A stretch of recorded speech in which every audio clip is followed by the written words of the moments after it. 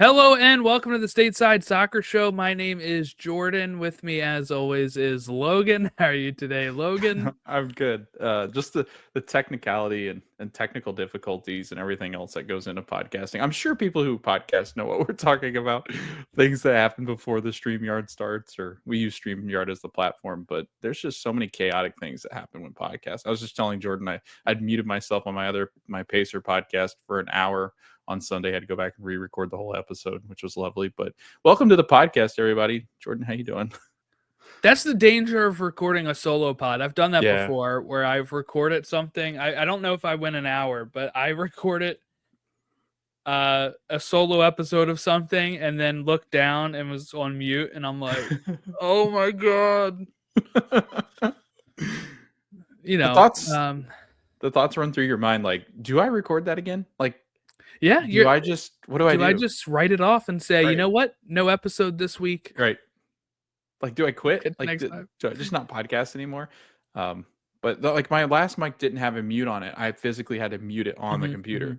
This one does, and it's I got an Elgato Wave. It's a great mic, but there's a button up here that's a mute button, and it's touch. It's not like a press. It's just if I touch it, it'll mute it. So now every time I start, I'm gonna have to look to see if it's red. I have a mute one on mine too, and that's what sometimes that's why like sometimes if you see when we get started and before I do my intro, I do this. It's to see if it's green before I talk. I see that. Yeah, I do see that. That's funny. Oh man, happy holidays! U.S. soccer has risen as the MLS season has continued.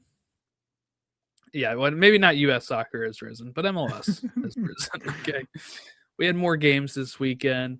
Before we get, I took my son to his first baseball game, so hopefully this summer we take him to his first soccer game. That's on the docket somewhere. But do you know what game? Or have you been eyeballing? Like maybe which?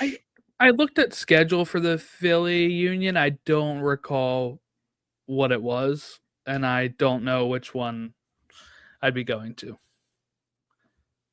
You know, I was looking at games and I'm just like, should I like do this one or should it be, something else? But yeah, it'll be fun and we'll figure it out at some point this year to take him up there.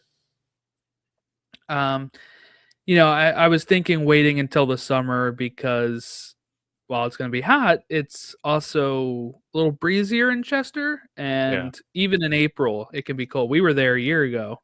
Oh yeah, that was brutal. In Sarcelle, and it was really cold. It was freezing. It was snowing, I think. I think it was only like 50 degrees. It was. But with the wind on the water there, and then also the day before, right? We were at the Oriole game, and it was windy as well. It was beautiful then, though. Like it was not as cold. It wasn't as cold, but it was wind. It was colder than I would have thought. Yeah. I don't know what you guys do with your weather up there. I mean, you watch some of the games though, Jordan. Like some of these games, they were still freezing. Like the people in Columbus, were, it was still Cleveland heavy jacket. Yeah, sorry, but they had a heavy jacket on. I was like, ugh, no, thank you. Yeah, we have a lot of MLS to get into here today. Inter Miami are the only unbeaten team left in MLS, so we will be talking about them, of course, and what's going on there. We had Olivier Giroud score his first MLS goal this past week, and some teams that are continuing to disappoint that we're going to get to as well here. But currently, if we look at the table in the East, surprise, surprise, for the first time ever, finishing a match day top of the table, Charlotte FC, 19 points. Cincy's in second with 19. Miami, the undefeated team, is in third place, so they have a game in hand with 18 points. Columbus Crew in fourth with 18. Very, very tight top four here, all separated by 1 point. Philadelphia is in fifth with 16 points. Nashville's in sixth with 13. Orlando's in seventh with 13. Chicago is in eighth with 12 points. Red Bull New York in ninth with 12. NYCFC in 10th with 11. The Revs have climbed up to 11th place with 10 points, only 2 points away from a playoff spot. You know what that means? That means Atlanta has fallen a spot down. They're down to 12th place with 9 points. They're somehow below the Revs. DC is in 13th with 9. Toronto's in 14th with 7. And Montreal in last of the East with 3 points.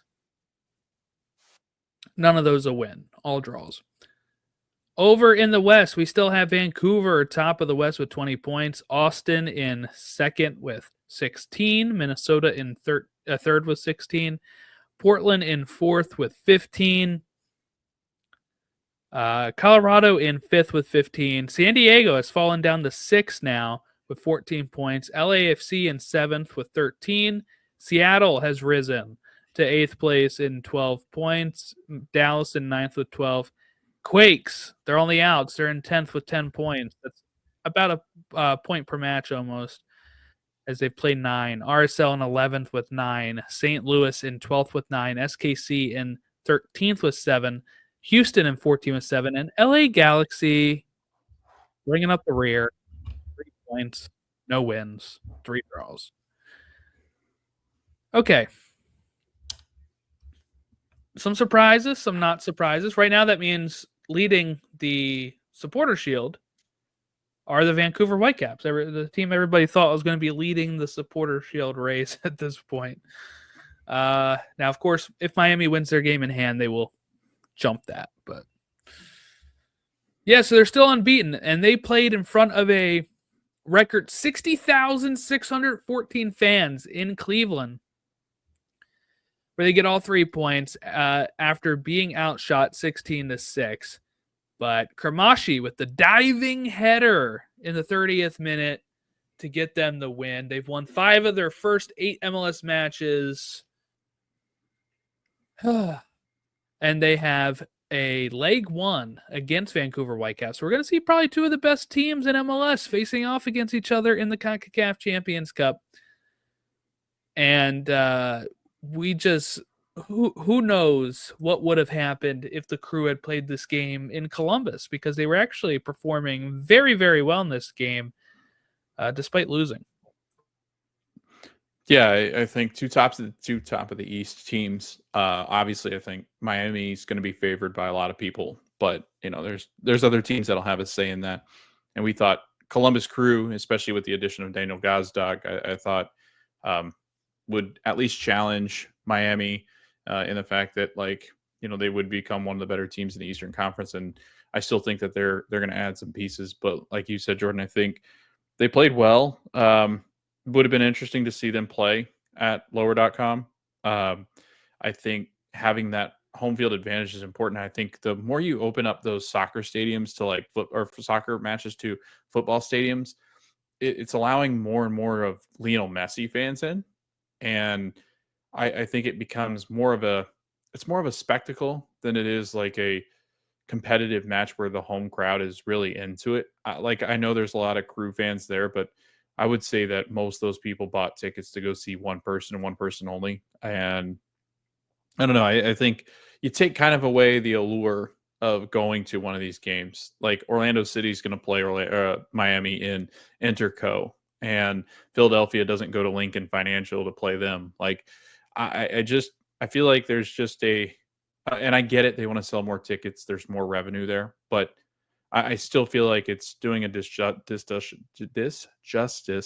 to the teams that are playing in these stadiums. And I know they're not that big, but I don't know. I'd still like to see them play in those stadiums that they've built. So interesting match, but I think we saw what these two teams can be, and I think that this can be a very competitive Eastern Conference battle, and 2 teams, Jordan, that I think might end up being in the Eastern Conference Finals if they continue to play in which the rate they are. So, but yeah, I thought it was overall a good match. Messi late came up kind of like he was hurt. There's moments where he kind of looks like that anyway, I felt like. So when they said that he had not really, Mascherano said he didn't really notice anything, and Messi didn't really say anything about it. He's just old at this point. I mean, you're talking about a guy that's approaching 40. It's not easy to necessarily get up after getting knocked down quite a bit in these competitive matches. I mean, yeah, I woke up this morning in pain because I slept on my neck wrong. I Right. mean, I could totally understand playing almost, like playing like 90 minutes and uh, having to need a break or not looking as sharp as I used to look. But I'm powering through it, Logan. I'm doing the You full look you look 60 great. today. Yeah, you look great. Yeah, I'm feeling Yeah. confident. I think we've got the legs. There might need a sub every once in a while, but I feel like you've got the legs underneath to carry you through. Yeah. I'm holding in. But yeah, no, this is the way it was going to go, right? When you're looking at a Columbus team that's undefeated, a Miami team that's undefeated, Columbus just creating so many opportunities. Of course, it's Miami that ends up winning the match. I do think it probably hurt them having this in Cleveland. It's just, I wouldn't say it's deserved to the fans, but maybe to ownership.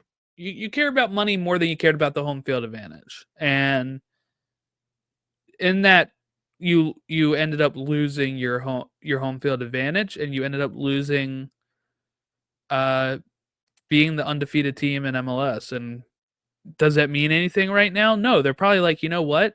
We can make the playoffs and still make a run because of the way that the league is situated. It's not an EPL style where maybe this would bite them in the butt a little bit more.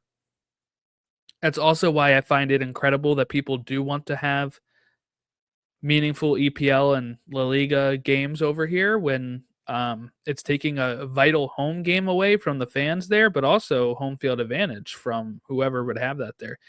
In a league where those games are really important, um, at the way that they finish the table. Unlike MLS, where you're like, well, just get to the playoffs. So maybe the Haslams are like, you know what, whatever, we'll make the playoffs, we'll be fine. But I don't know. I think it's a little rough throwing it all away home field. I understand there's probably Cleveland fans, fans in Cleveland of Columbus and such, and they're probably happy to be able to see their team. Maybe they moved, maybe it's an easier drive for whoever is there. Like, oh, cool, we get to see it here. But I don't know. It's kind of a shame for the fans. It's also a brand new stadium they have to be like, you know what, we're gonna Yeah, go right. play this in Cleveland. Right. Yeah. And there's not a lot in Cleveland, but yeah, no, I agree with you. I think the money for the Haslams had to be something that they really cherished more than, but I don't know. You see the teams that really care about the money when they'll move these games.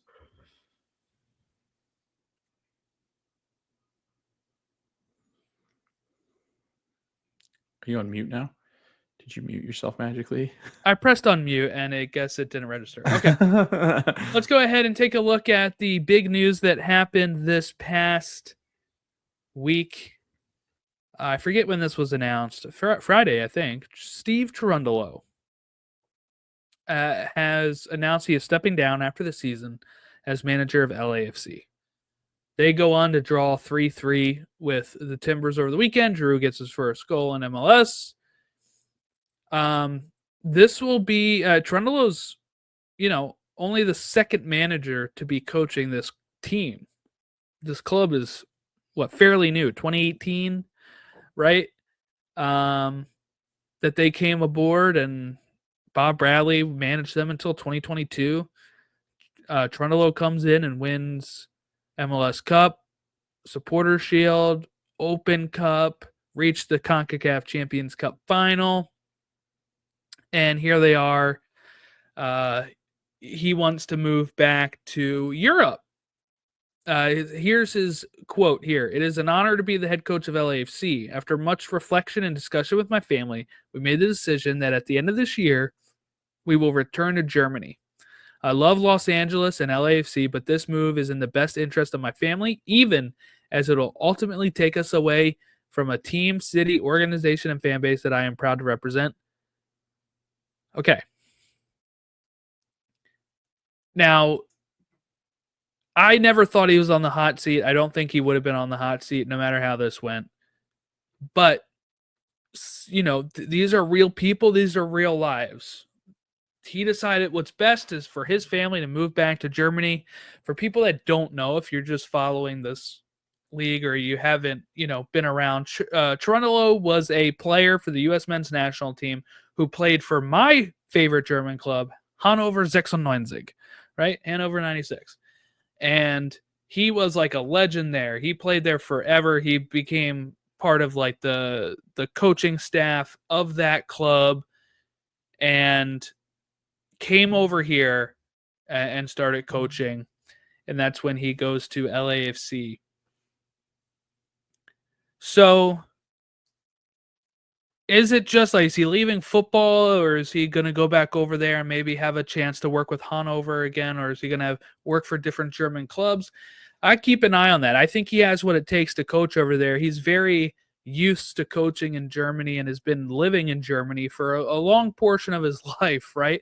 Like even my life, I look back at when I was first introduced to Cherundolo was in the run up to the 2010 World Cup. I'm taking German in my in the run up, I guess it was after 2006. I was in my German class and we watched a video that had DeMarcus Beasley and Steve Cherundolo in it, and that's how Hanover 96 became my favorite team, is because they did like this video about Americans living in Germany and how they were like learning the language and stuff, and I was learning the language and I was also just getting into soccer in like that 9th grade period. So it became a thing. I bought a kit, and I followed them.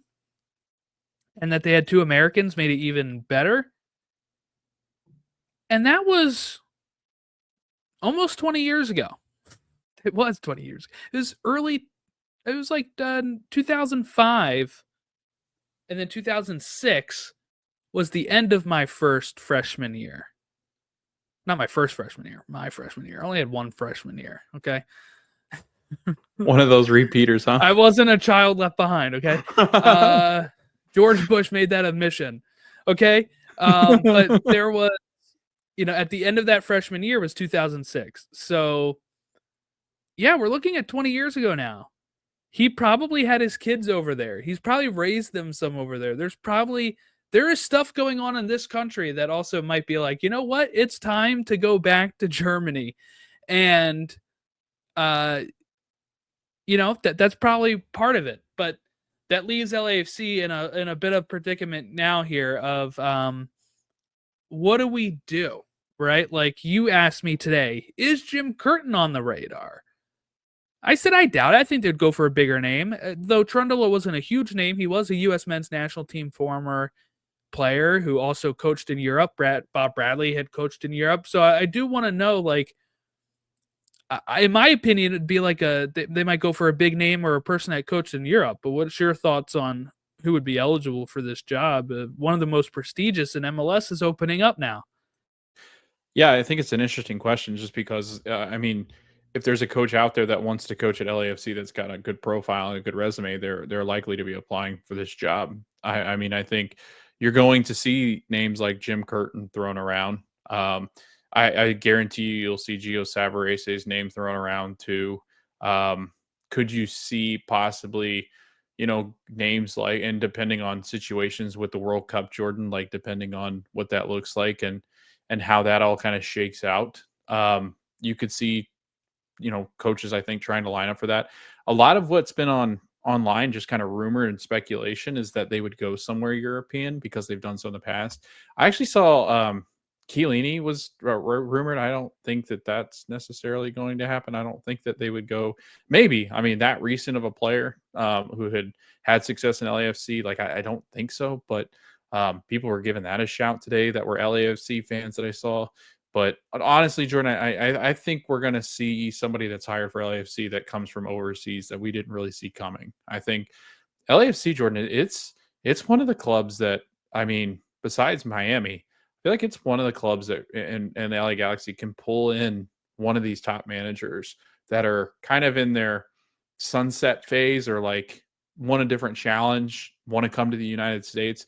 We haven't quite seen it yet with coaches here yet, Jordan, but I think we're going to start to see that soon. I think we're going to start to see now these European coaches are coming over, and you're starting to see some, there's always been rumor and speculation that Pep Guardiola would be interested in an MLS job once he starts to get towards the end of his career.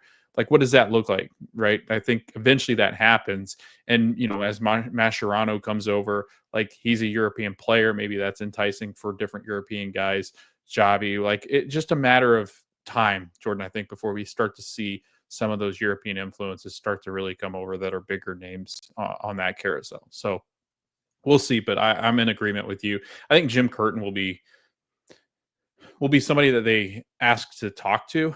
I'm not sure Jim Curtin gets this job just because I don't know. I just don't see him as an LAFC coach. The more I've thought about it, I just don't see him as being somebody that do you really get that excited about? And I just feel like, I know Steve Cherundolo, like you said, doesn't really come from much. He comes from the Vegas Lights. Like, I just feel like they're ready to make a bigger splash, and maybe this is where they start to move in that direction. Yeah, like I said, it's probably going to be the most prestigious job available. And if you have like Dean Smith, who came over to Charlotte, I think you can get somebody to come over to LA, right? Yeah. Like, that's Dean was like, now. "What's that?" Is it the right choice? Whoever they get to come over, that'll be a question. We were kind of skeptical on Cherundolo. I was a little bit more pro him because of his history in Germany, but there was a lot of people that were like, they just hired a Las Vegas Lights manager that did not do well in Las Vegas. Remember, his record in Las Vegas wasn't great, and he did well. Some people would probably say he underperformed. I would probably push back against that. I would say maybe Bob Bradley underperformed, and this, Cherundolo performed. I would say. I mean, he won 3 trophies: a Supporters Shield, an Open Cup, and an MLS Cup. That's pretty darn good, and he got to a CONCACAF Champions Cup final. So, I think his roster wasn't as good as Bob's. Like, Bob's roster was better than his. Yeah, like, I think so too. I would argue that. Because you had Prime Vela. Yeah, exactly. Right. And you had Gareth Bale, and he absolutely crushed the Philadelphia Union. Remember that, Jordan, in the MLS final? Well, that was Cherundolo's team. I know, but remember, that was fun. Like, yeah, that was fun. I was just talking about Gareth Bale. I got off topic. Sorry. Oh, yeah, that was the second 2022. time. That was his double, wasn't it? Toronto. Yeah, that was the one. His first year coaching. So I think a lot of people thought that was going to be the standard. It wasn't, right? It's kind of a hard thing to put that as the standard. So, there's a lot of teams that would kill for that type of run. They got to get it going this year, though. So does this rally the troops? Does this get maybe that worked? Maybe that's why Giroud scored. He's like, I got to get one for coach. I think so. I think the players like him enough that you could start to see they're a good team. Like, I was kind of, I guess I'm not as sold right now just because I do still think that they need something else. I just don't feel like they're as threatening as they had been in years past. And Bouanga's not been as good. But, like, if Olivier Giroud starts to score, then obviously that's a big addition. Like, that's what they thought he was going to be. You and I probably, I thought he was at least a 15 goal scorer in this league. At least. But he has not. I thought so too. So that's, who knows, right? Like, we've talked about it a few weeks now where I'm like, he was producing at a level in Milan still. Like, that's still a top 5 league in the world. And then he comes over here and struggled. So it's kind of like, what's going wrong? I think it's more about play style. And that still makes sense. His goal was a free kick, right? Like, that has nothing to do with the play style of, like, getting him free, so we'll see on if it continues for him. Charlotte dominated San Diego here. It is Dean Smith's 20th win for the club. There was a red card as well for San Diego. After it was already 1-0, I think, right? Was it 1-0 that the red card happened? I'm looking right now. This would be in summary, wouldn't it? I believe it was. I think so. Yes. Then they scored. Or they scored a goal, yeah, and then the second came after the red card. Yeah, okay, that's what I thought. Yeah, Andre Reyes was the 39th minute. Yeah, so Charlotte's continuing to chug along. Like I said, they said on wrap-up, this is the first time at the end of a match day that they are top of the East. That makes sense to me. I can't think of any other time that they would be top of the East at the end of a match day, except for maybe week 1. Yeah. Right. Like that would be the only other time. So they're doing well. I got to give them props. I've talked about it a few times on here, how I was very hesitant. I know there's a lot of people high on them going into the season. I was not, because I'm like, all right, is last year a fluke? Can you keep doing it? They're keeping on doing it. So shout out to Charlotte for walking the walk. Talking the talk, some would say. Yeah. Yeah. No, they look great. I mean, but you've been, I will say, Jordan, you've been, over the last couple of weeks, you've been their biggest fan. Like, you've been on their, you've been on the wagon. I got the kit coming in. Yeah. I've got right. You're moving to Charlotte, right? Their paychecks are starting to cash. Yeah. Yeah. That's nice of them to pay you to market their team. Are you in their marketing department? That's good. Yeah. Yeah. They're like, how much can we pay you to start liking us? And I was like, it's not as much as you'd think. Yeah, we are for sale, by the way, Jordan. Let's make it be clear to everybody out there listening to this. We can be bought. We can be bought. $20 an episode, and we'll tell you what you want to hear about your team. Okay. Yes. Yeah. Or just give us a scarf, for our birthday, and we'll absolutely ruin your team. Right. Like I did. Yeah, exactly. Good shout.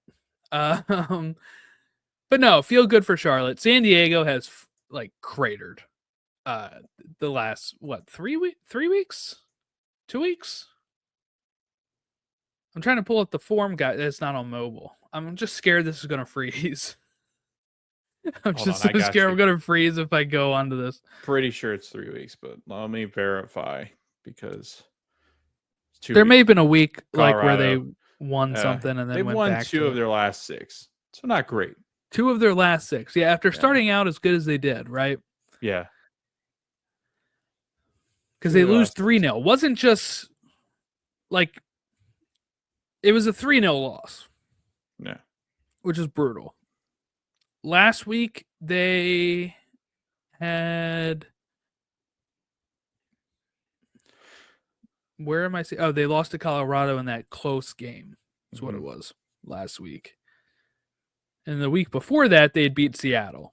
Yeah. But before that Seattle game, they had another loss, I think. So it was kind of like this, they were like, all right, we're back to beating teams again. And then the last 2 weeks here, they have lost and given up 6 goals in the last 2 games. Yeah. So that's a little bit of a worrisome trajectory here for San Diego. I think this will kind of answer the question from Wrap Up a few weeks ago of who's more impressive, San Diego or Vancouver. Vancouver is the answer to that. I understand Dax was like, well, San Diego's an expansion team. I do agree that it was impressive, but Vancouver was above them and is continuing to just absolutely do what they need to do. So we'll see where San Diego falls at the end of the day, but I don't know. I think we're starting to see them come back to earth. It kind of reminds me of that season where Austin started off really strong and then kind of dipped. And I wouldn't be shocked if that's kind of what they go on. Yeah. I think it's a playoff team, just given the circumstances and the health of the Western Conference. But I mean, you could still make the argument that, I mean, there's a lot of teams that made some strides this weekend that I didn't really feel were going to make strides, but now they're back in the conversation with just how bad the West has been. So like the fact that we've stacked the Western Conference with teams that probably don't really deserve to be there, but because the rest of the teams have been so poor, like I think we can make the argument, right? Like if I say, are you confident that that Austin is the second best team in the Western Conference? Pretty sure you'd probably be like, no, I'm not really sold on that one. No. But then you go, is Minnesota the third best team? Is Portland necessarily the fourth best team? Like, I know the standings say it, but like, I've got no confidence in the Western Conference that all these teams are as good, and then that the teams below them are all that bad. Like, the Western Conference, like you said, it's drunk and it's starting to kind of balance back out. But I mean, we're gonna need a couple more weeks before I think the Western Conference looks more normalized. I'll put it this way. I think Vancouver might run away with the West. I mean, they've got a good shot. I mean, in the fact that like I just There's a imagine all those teams dropping. 4-point gap between first and second. Yeah. You know, they have more points than any team in the East. Yeah. And if you were to put them in the East, like Charlotte would be 1 point behind them, right? But like Philly has 16 points in fifth place, and that's the equivalent of second place in the West. So thinking that like in the East, there's 4 teams that would be between them, and there's only, I think the West is the weakest right now, and I think Vancouver. Look, it's MLS. Anything can happen, but they only have 1 loss. They only have 2 draws. They've won 6 matches, and they are on a 2.22 points per game track here. That absolutely is like on pace to be top of the West. Top of the West last year was a 1.88 points per match. 2023, I'm trying to see, but it's taking forever to load. But regardless, like LAFC, okay, so 2023 when St. Louis won, it was a 1.65 points per match. So of course, if they're on track to be like running away with this thing, 56 points in 2023 for St. Louis, 64 points for LAFC last year. They're already at 20 after 9 games. So they need to conceivably get 40 more points and they will win the West. And they will have another like 25 games to get 40 points after getting 20-9. I feel pretty good about that if I'm a Vancouver fan. And their loss was like a shocking loss. It was at home against a Chicago team. Right. You know, if they don't lose that game, Jordan, I mean, we're talking about they're sitting on 23 points and they're also unbeaten with another team that's in Florida that's really good. So yeah, and it's wild. Like, and to your point, the top 5 teams, Jordan, the next 4 teams after Vancouver are all in the Eastern Conference. Yeah, the East is the beast right now, right? That's the first time seeing. in forever. We're always talking about how weak the East is. Like the first 5 teams are usually really good, and then after that, it's a steep drop off. But this year, the Western Conference, they just again, this is very typical for the Western Conference, though. And I don't know if it has distance travel kind of thing to it, but like Jordan, I always feel like the Western Conference beats the hell out of each other. Like there's a lot of like give and take, and maybe that makes it a little bit stronger than the East at times. Like I always feel like they're always sitting really close in points together. It's really tough to be able to compare these, I think, because I think you can look at it one of 2 ways, right? You can look at it as that the West is weaker, or you can look at it as that the West is so strong that they are beating up on each other that it makes the points less. Yeah. Right? Like, who knows? Right? Like Seattle beat Nashville 3-0. Right. Is that indicative on the East because Nashville was kind of surprisingly doing well on the East, or is that an indictment on the or is it like that's just MLS, a West team beat an East team 3-0? Those are the type of, like you said, is it travel? Is it this? Is it that? We never really know until we get to probably, I would think, at the end of the season, we can look back at all the results and be like, they beat really good teams in the East and West. This team is clearly the Supporter Shield winner, or not, like I don't know. Yeah. Like last year was really like what? Miami, Columbus, Cincinnati, that we were like, these are the 3 in the East that are juggernauts. Yeah. Those watching or listening, you can drop comments, say Beast are in the East or the best are in the West. Yeah. Let us know. East beasts, West best. Let us know.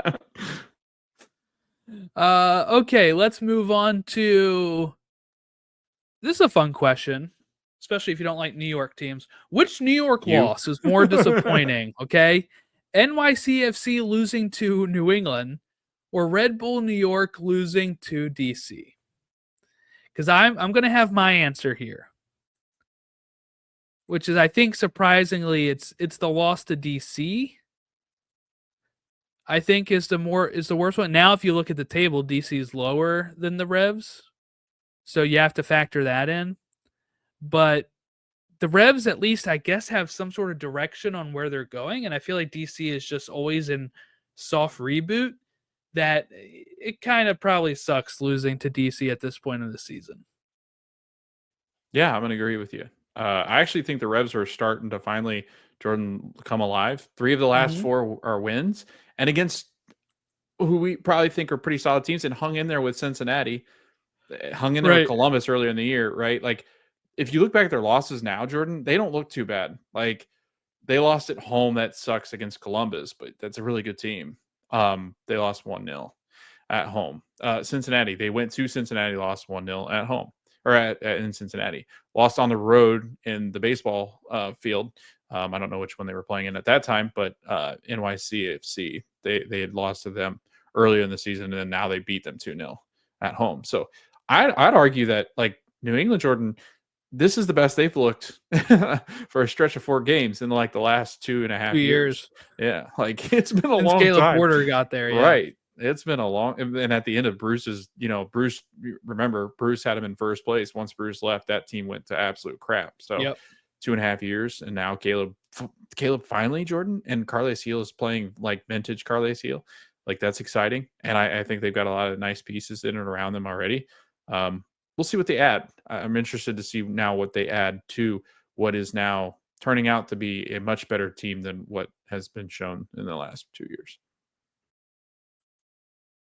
Yeah. Also, Red Bulls DC is a rivalry match, so I think losing to your rival, while NYCFC and New England don't really have that, I think that's another probably reason to chalk it up as more disappointing.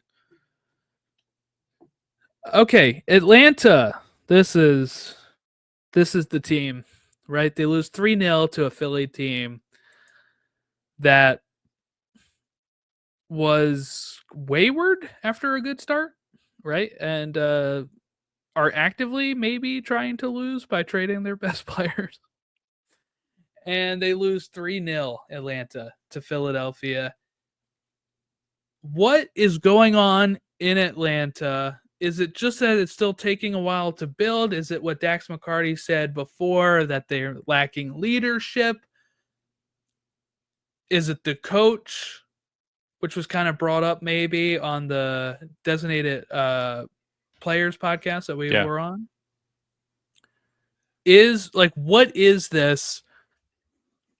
And where do they go from here?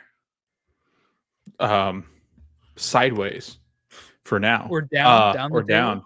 So this is an interesting quote, Jordan, that I just saw going through the power rankings, and I hadn't seen this on Twitter yet, but Felipe Cardenas, who reports often for Atlanta United. I can't remember what his affiliation is. I think it's Athletic, but I can't confirm because it doesn't say. But Jordan, Atlanta United defender Noah Cobb, who is 19 years old, says the team may need to start kicking guys and fighting for points, essentially show some personality, or as he put it, the willingness to die for your team. He then goes on to say, everyone needs to take ownership to do it. And that's a 19-year-old, Jordan, that's saying this. When there's a 19-year-old saying this and piping up, like, that's a lot of confidence to say that. But I feel like the situation has to be bad enough for a 19-year-old to realize that. You know, I was going to say I kind of like it that he's speaking up, but I think what you're probably alluding to here, right, is the fact that he's probably, like, the fact that a 19-year-old has to look around and be like, nobody else is going to say it. I guess I have to. Right. Yes. That's the problem. The high schooler, your senior graduate had to say That's like if Calvin Sullivan in the clubhouse is like, guys, we got to get some wins.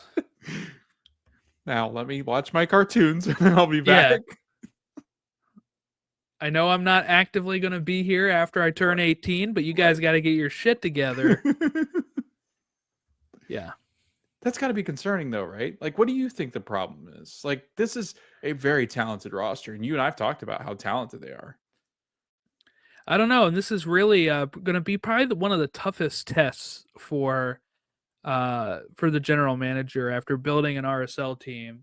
Lagerwey, right? Then going to Seattle and building that team that was so good for a stretch of time. And now you have the blank checkbook from Arthur Blank, and you go out there and you bring in like $40 million worth of players this offseason with Latte Lath and Almiron. You bring over an experienced coach that won MLS Cup with Ronnie Dahlia from when he was at NYCFC. Everything should be working, right? You look at that, you say, we always say, bring over experienced MLS players. Getting back Almiron, who knows what it's like to play here. Great. Bring over great goal scorers. Latte Lath. Great. All right. Awesome. That's a big name. Bring over MLS coaches that have history of winning. They go do that. And you have a GM who has a history of winning in this league. It's checking all of the boxes, but for some reason, the chemistry is not there right now. Who knows if it's going to get there? What I might say is that there is precedent for this. If you look back at Seattle in 2016, when they are floundering in the summer, they go get Nico Ladero, who comes over, and they win MLS Cup after letting Ziggy Schmidt go and hiring Brian Smetzer, and they go on a run of being one of the best teams in this last decade in MLS history. So it can still change. It can still change. It can still work. But this is also not 2016. MLS has changed in the last 9 years. It is a little rougher, I think, when you have a slow start to really get going. And I would say they probably need somebody in that locker room to step up and take charge who is not 19. I mean, look, it's great if the 19-year-old is doing that, because I feel like maybe that might wake some people up. But also you have the issue of maybe the senior players tuning him out because they're like, he's just a kid. So you need somebody with, agency who has been there, like a Brad Guzan, somebody that's been there a while, to step up and say, we need to get this on track. Atlanta's fan base is so diehard and good. I don't think it's going to be an issue if they have a down year, but it's one of those things where they are kind of kicking the hornet's nest here. It's been a few years of competitive, not that they're uncompetitive, but I would say no real chance of winning the league, right? No real chance of winning. Right. Not even a fighter's chance. There's they knocked off Miami, and that was a story, but they're not a favorite except for this season, and they're crap in the bed. Yeah. I mean, when you're down there in the likes of DC United, Toronto, those are really bad teams, Jordan. They're even with DC now. Well, they're just above them because of goal differential, and Toronto's 2 points behind them. I mean, that's just, when you're in company like that, those are perpetually bad teams in the in MLS.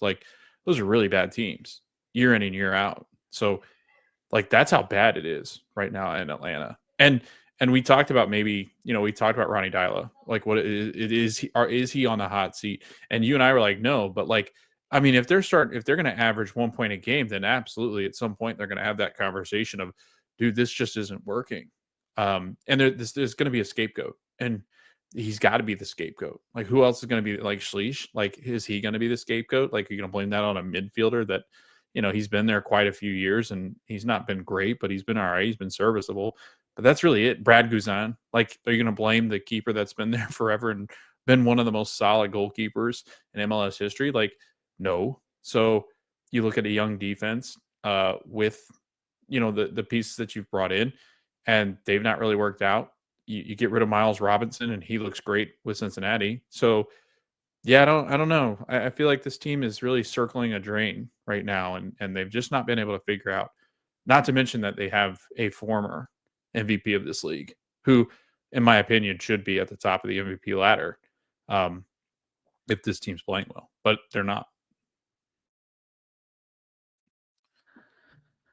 Alrighty. Well, if you're an Atlanta fan or you're listening and you happen to watch them a lot or something, let us know what you think their struggles are and what's leading to that.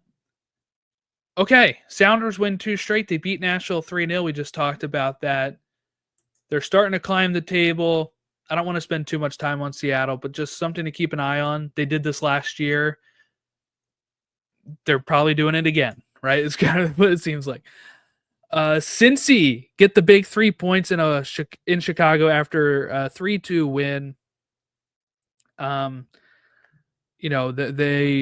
It was close. It was a close game with Chicago, who's been overperforming this season, I would say. And Cincy is now back on top of the, top 3 of the East. So they're kind of, after a slow start, getting back into it. Houston get a point against the Rapids 2-2. Okay, so we had an Oscar Pereira extension. I must have missed this. When did this happen? This was last week. I think it's Wednesday or Thursday. Really? So, yeah. Big news. Yeah, that's good because he was in the final year of his contract. I love it. Yeah, I love it. Oscar's just built contending teams. I don't think you find much better. And I know that they've had seasons of not performing as well, but I think with the roster that they can build with, they're not necessarily the big market team. I'm fine with this. Like I don't think you do any better than Oscar Pereira.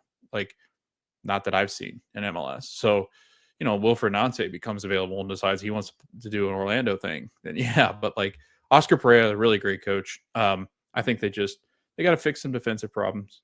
But they're fine. Like, they're up there in the mix as they always are. So he deserves it. I'm excited. No, I agree. I think that's good. At least now they have a direction that they're still working on, huh? Okay, so we have the Miller family and Miller Sports Entertainment are the new owners of RSL and Real Monarchs, NWSL team Utah Royals, and RSL Academy. So I guess they were like part of the ownership. No more Ryan Smith back in 2022, right? And then they're now just the majority owner. Yep. No more Ryan Smith, man. Utah Jazz. Yeah. Probably going to sell the Jazz too. They suck. Who owns the hockey team? Does he own the hockey team too? I imagine. Yeah, I imagine. Mormon connections. I thought so. I'd imagine. Yeah, I'd imagine he does. I tell you though, got some stake in European League too somewhere. That arena is really nice. Yeah, I've heard in Utah. Our hotel was right across the street from there, and I was like, man, I really wish there was a game going on so I could see inside there. Yeah, it's a nice arena on the outside. Yeah, and the Jazz are usually pretty good. They have a chance to get a really good player soon. But the Portland Timbers have acquired midfielder Omer Fernandez from the Rapids. That was on Friday. Austin beat the Galaxy 1-0 as the Galaxy stayed bottom of the West. Montreal drew 0-0 with Orlando.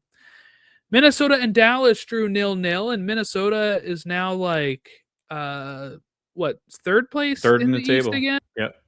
Not in the East unless they move them. That'd be crazy. That'd be crazy. Although you add Vegas, they might be in the East. Who knows? Minnesota's close enough. I think they would just move Kansas City again. I feel like they always move Kansas City or St. Louis in these type of situations. They're like, one of you guys is moving back to the East. Bring over Kansas City. Or Houston. Houston they did before too. Yeah. Or pick one that's like so weird. Like pick like Vancouver. They got to play in the East. Yeah. Screw their flight schedule. Right. Yes, exactly. Get those Whitecaps. St. Louis and Vancouver drew 0-0. Toronto beat RSL 1-0. And SKC beat San Jose 5-3. Talk about a disappointing team. I think I might also include San Jose right now at this point. Yes. Brutal. All right, let's go to our name and shame segment here. Player of the week. We have the same answer. Yeah, we do. And it rhymes with answer. It's Evander. Yeah. He didn't win player of the match day, though. It was Daniel Shalvey. I guess did Shalvey have 2 goals assists? and assists? Yeah. But Evander, here's where I put Evander as a hire. It's my reason too. You tell him. You know? Do you know? Yeah, I know. What I'm gonna say? Yes. I put because I like Cincy. No, I'm just kidding. It's because that team is a better team. Yes. Okay. And I think that he's filling in for Lucho, and he's delivering right now for them, and he's done it multiple times. I understand it's player of the match day, but Right. They get 2 goals to put you ahead of Chicago, who's been a better team than San Jose as well. I just think this is a better matchup and that Yep. he rose to the occasion. So that's why I have Evander. Yes, I 100% agree. That's exactly my reasoning. I was like, the 1 assist doesn't really change much for me. No, Doesn't make you that much better. Really doesn't. I agree. You can yell at us at Stateside Show on all of our social medias. All right, goal of the week. You have the one I think people think I would have picked. Yeah, I picked Sergio Aguero. No, I'm kidding. Quinn Sullivan, Jordan. I just like the way that he brought the ball down in a one in complete motion for a kid. I mean, it was really impressive for me. I love the Giroud one too. Sorry to spoil yours, but like that was my second one. It was between those two, but I don't know. I just like what Quinn did better. I think it's more difficult. Whereas the Giroud one, it's just what I expected from him. Like it just was what I expected from Olivier. But that Quinn goal, that was beautiful. That touch. I mean, that kid, if it shows you any kind of inkling of what Cavan's going to be like, oh my goodness. Like those two. I mean, Jordan, I'm excited about the Sullivan brothers because I do feel like we might be talking a lot about them in years to come. Yeah, I had Giroud's goal just because I like free kick goals.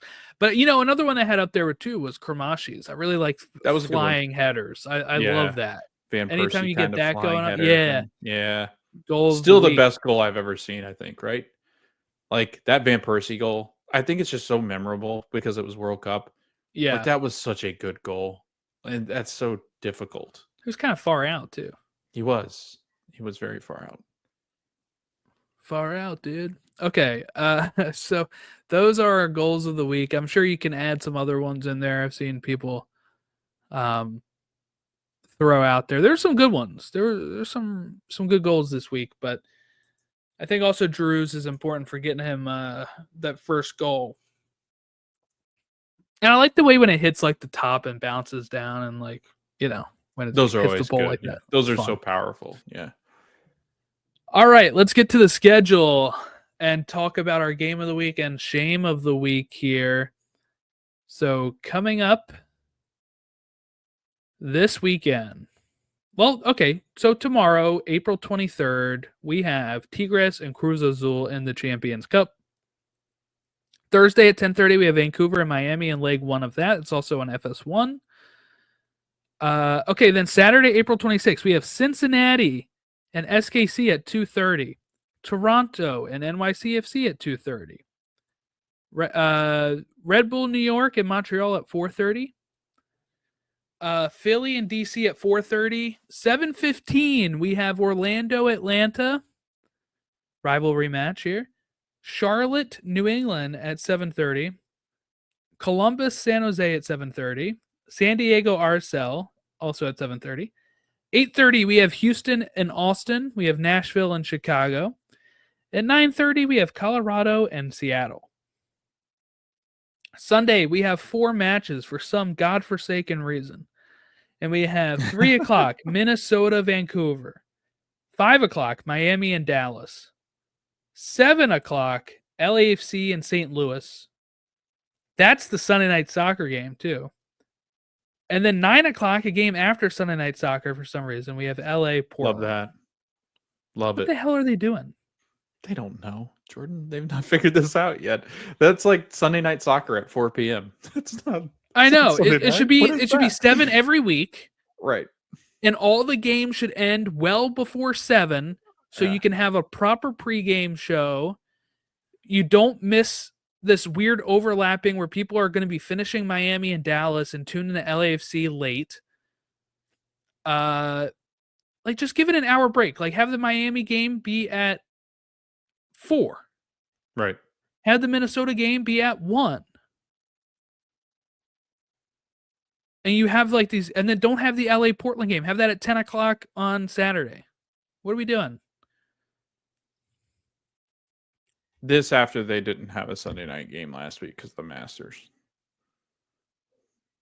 They had it during the Masters. Last Sunday. Last Sunday was Easter. Not last Sunday. The Sunday prior. Yeah, they Sunday had it Masters. Master Sunday, I don't think they had games on Sunday. Yeah, they did. They had let's see, what game was it?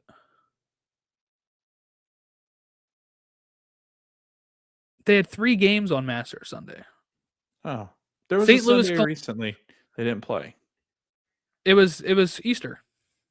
Oh, duh. Yeah, no, you're right. But I mean, what's stopping them? On Easter? Yeah, NBA. No, I plays on agree. I don't know. I Christmas. don't know why they didn't play on Easter. They play like I don't get that. I don't because It's the only like holiday that knocks down sports. I don't understand. Is it? I don't Like, get it either. Christmas It's not as doesn't. big. It's not as Thanksgiving big of a doesn't. dinner thing, No. right? Easter's not as big for dinner, Right. and like you go to church in the morning, you Yeah. have the rest of the day to Yeah, watch you get sports. you hunt your eggs and you watch soccer. That's what you should be doing. Right. It's not that hard. I don't understand it because like it is a perfect, especially it's spring weather. great Like it seems day. like a really perfect day to be doing soccer. It's MLS is like you're not going to do it on 4th of July. I feel like 4th of July would be a disaster. We did it on 4th of July. We've done it on 4th of July before. I know. But like I feel like not as many people would be watching MLS on 4th of July. Memorial Day, like people are out doing things because it's warm. Yeah, well, the losers who have actual plans on like July or like 4th. Have boats and stuff. Yeah. Gosh. No, but Who I'm needs talking water? like Easter. Like you're right. You feast during the usually early too, right? Like I know we used to eat Easter dinner like 3 p.m. for some reason, and then like It's the perfect rest time of the to have a night. game on. Right. I was watching the Orioles game, and they lost 24 to 20. There's nothing better. Yeah. Okay. I thought and the Ravens were playing. It. I was so confused. Nothing else was playing. Nothing else was on. I thought the Bengals and the Ravens were playing, and I was like, Yeah. oh, wow, they've got a safety. That's weird. Yeah. I wish, they were a lot of people praying for safety after that game. Okay. What's your game of the week here? Oh, I got a good one. Jordan, I didn't know this until I was doing this. Did you know Minnesota hasn't lost a game since the first week against LAFC? And it was at LAFC. That's the stat I was thinking of that I couldn't spit out. Yeah. Yeah. So Vancouver and the Loons have not lost but one game. They've lost one game, so they're playing each other. So the Whitecaps versus Minnesota, Jordan, that is my game of the week. I feel like this is a good one. One versus 3 in the Western Conference. Like, give me that. Like, in teams, Jordan, that typically just dive bomb midway through the season. So I'm hoping that one of them at least can stay up towards the top of the table. I've got more confidence in Vancouver because the Loons, they just shoot themselves in the foot all the time. But I'm loving this. I think it'll be a good one. What's yours? Good question. I think your shame of the week is interesting, but let me get my game of the week here. I have it as. Can I cheat and say the CONCACAF Champions Cup? Go ahead. We don't usually talk Miami. about it. Yeah, go ahead. I mean, if you're going to tune into any game, it's the best team in the East, best team in the West, pretty much, right? Because the game in hand for Miami. Right. Really good. If you have to watch a game on the weekend, I mean, these are some lopsided results here. Like schedule this week. I think like yours is the best one. I think. Yeah. There's not much close. To it. Maybe like a sexy Nashville, Chicago. Yeah, I was thinking that too. Like that. That's where my head was going. They're like mid-table teams. And aspirations. 6 and 8th. Yeah. 1 point off of each other. That's pretty good. Before we give your shame of the week, I'll tell you, there's plenty of options this week. If there's any week that you needed to go out and do chores, this might be the week, okay? Because 2:30, Toronto NYCFC is up there, and the other New York team at 4:30, Red Bulls and Montreal are up there. Those are really bad matchups. Games. Yeah. And I'm going to lean. I feel like I've done this a lot for Toronto, so I'm going to spare that. I'm going to go Red Bull Montreal. Yeah, that's a good shout. Not a good matchup. No, Montreal is going to be like historically bad at this rate. Though Red Bull's in a playoff spot, so maybe NYCFC Toronto is the way to go because both of those are not. Yeah, but like Montreal is like that kind of Montreal is just like. I mean, I say that after 3 they're points drawn with Orlando, but you gave them their 3rd point. I know, well, we're givers out here. Easter, happy Sunday, Yeah. whatever it's called. You guys But put yeah, up Easter eggs on the right, we scoreboard. did. Yeah, we were in the spirit, baby. A lot of Easter eggs. But yeah, no, I think you're right. I think Toronto, New York City's pretty good. My shame of the week, I guess it's yours, right? So mine's shame of the week, Yeah. Jordan. I picked the Crew in San Jose, and people are like, "What? You picked the That's Crew? They're like shocking. one of the best teams in the Eastern Conference." San Jose's just been so bad, Jordan, and like they haven't played well defensively. But I feel like this has the ability to be like Columbus is coming off that high of playing against Miami, where they were actually, I think, the better team. They didn't pull out the result. They're coming back home to lower.com, playing against the San Jose team that Bruce is probably pretty upset about that 5-goal onslaught that Kansas City had against him. I just feel like this is going to get like a weird, like 1-0, 0-0 draw. Like, I just feel like something in the water here. I just don't like it. Or it could end up being like a lopsided 6-0 win, but San Jose is just not worth watching at the moment. So, but yeah, that's what I'm going with, because the other games I just felt like while they are lopsided, they're just not far enough away from each other to be awful. Like Philly, they're not having a great season, and DC United's not good, but like they're close-ish in table. Atlanta and Orlando, like I don't know. I just had a harder time because they weren't completely lopsided. I needed two bad teams. I needed like a Toronto Montreal game. That's what I want. Yeah. I want that kind of shame of the week. I think it's a little harsh towards San Jose on this, but I mean they have been underperforming, but I think the star power is still there to make this an interesting game. So I would also maybe put this as a runner up for game of the week for me, because Oh, I think, Nancy Arena. That sounds like I just mentioned like a place, but like yeah. Wilfred Nancy and Nancy Bruce Arena's in Arena, Cleveland. Yeah. yeah, and having the star power these teams have, Yeah. and I think it can be a good game. So, but I see Well, your you're point as wrong. well. So, but Yeah, I'm it's fine. sorry. Okay, you know what, Logan? That was our 274th episode of We the are so old. podcast. Gosh, we're gonna hit 300 this year. We That's will, nuts. yeah. This calendar year at And least, then right? once Like World Cup another, comes like that, we'll hit 700 at that point. So, yeah. Get ready. We're having an episode every hour during yeah, the World Cup. every now, if you want to pay us Every to do that, hour. we will be glad to do it. But we will gladly make that content. Each Jordan and I will hour, fly to each country. each hour will be its own episode. Yeah, every country, every team, every minute. We will do Yes. 60-minute previews for every single team. Oh my God! Don't lock with, us in anything, with okay? people from those countries specifically. Now Could you you may imagine? also notice. Sorry, go ahead. No, I was just saying, could you imagine having that where we previewed World Cup teams that had There are somebody teams that from do each that. of those? Oh, I'm Oh, sure. good Yeah. Lord. You may have noticed. By the time this episode drops, maybe not by the time this episode drops, but very soon, we are joining Hooligan Soccer Network. Other podcasts are on it as well at this point. So you might start hearing some ads. You might notice that this episode was uploaded as a video podcast instead of just the audio. But if you're on Spotify, you can click switch to audio and it turns the video off for you. Going forward, that's where we will be. Nothing will change on your end. If you're subscribed to us or if you look us up, Stateside Soccer Show, you will still find us, and nothing will change on your end. The YouTube, nothing is changing over there. Still at Stateside Soccer Show over there. So make sure you check us out or subscribe there, like it. But yeah, that's everything we got for you. Thank you all for watching and listening along, and we will catch you next time